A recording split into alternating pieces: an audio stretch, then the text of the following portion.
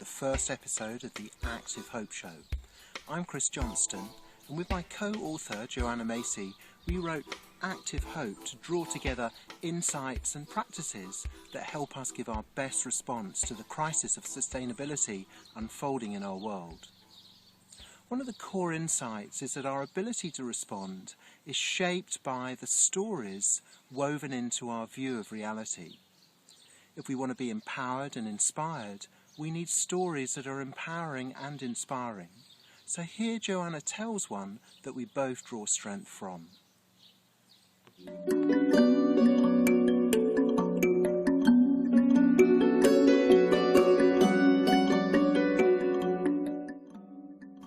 I'd like to tell you a prophecy from the Tibetan Buddhist tradition. It's called The Coming of the Kingdom of Shambhala, and it is 12 centuries old. This is a particular version of the prophecy embedded in the Kalachakra Tantra. And it was given to me by my dear friend, Dharma brother, Dugu Chogyal Rinpoche of the community of Tashijong in India. When I heard it, I realized that the term Shambhala warrior is a metaphor for what in Buddhism is understood to be the Bodhisattva. The Bodhisattva is the hero in the Buddhist tradition. And because the core teaching of the Lord Buddha is the radical inter-existence of all things, if one person has the capacity to be a bodhisattva, then others do too. So let me tell you this prophecy. I'm going to aim it at the bodhisattva inside you. Listen to it as if it were about you, as if you realized it were about you. And I'm giving it to you pretty much in the language I received it from Dugu Chogyal Rinpoche.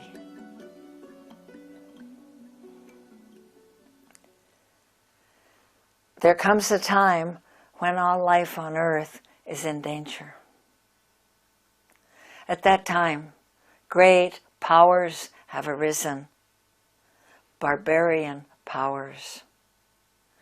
And although they waste their wealth in preparations to annihilate each other, they have much in common. And among the things these powers, these laleux, called barbarian powers, have in common are weapons of unfathomable devastation and death, and technologies that lay waste the world.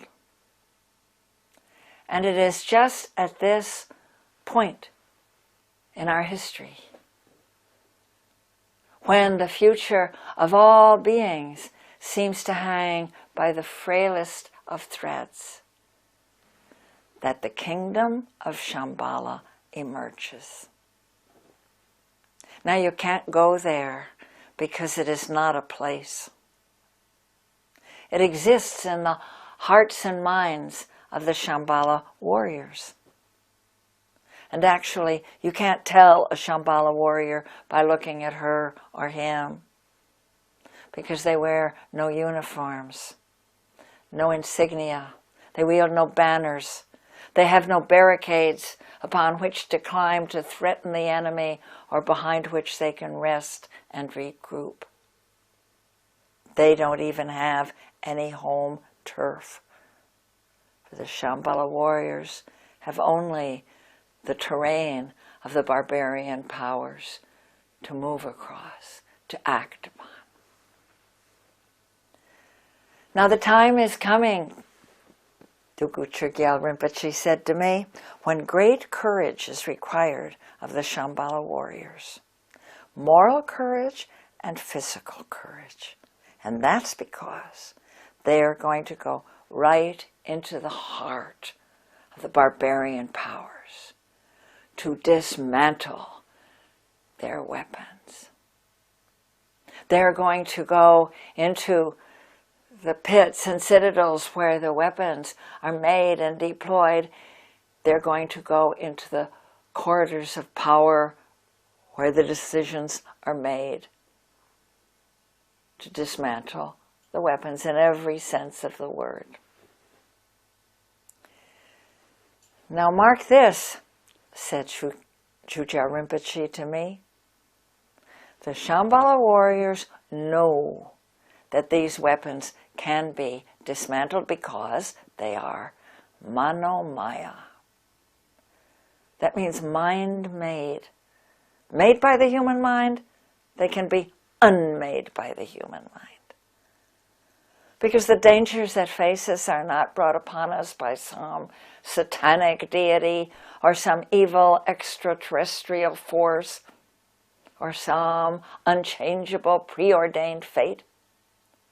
They arise out of our relationships and habits, out of our priorities. They are made by the human mind. They can be unmade by the human mind. So, he said, now is the time the Shambhala warriors go into training. How do they train? I asked. They train in the use of 2 implements, he said. Actually used the word weapons. What are they? I asked. And he held up his hands the way the dancers hold the ritual objects in the great Lama dances of his people. And he said, one is compassion, and the other is insight into the radical interdependence of all phenomena. And you need both, he said. You need the compassion because that provides the fuel to move you out where you need to be, to do what you need to do. And it means not being afraid of the suffering of your world. And when you're not afraid to be with that pain, then nothing can stop you. You can be and do what you're meant to. But by itself, he said, that implement is very hot. It can burn you out. So you need the other. That other tool, the insight into the radical interconnectivity at the heart of existence. The web of life, our deep ecology. When you have that, you know, he said, when you understand that, then you know that this is not a battle between good guys and bad guys. You know that the line between good and evil runs through the landscape of every human heart. And you know that we are so interwoven in the web of life that even the smallest act with clear intention has repercussions through the whole web beyond your capacity to see. But that's kind of cool, he said. It's maybe even a little abstract, so you need the heat of the compassion. That's the prophecy. And if you've seen Tibetan monks doing chanting with the hand gestures, the mudras moving, likely as not, they are dancing the interplay between compassion and wisdom, which is there for each one of us to embody now in our own way.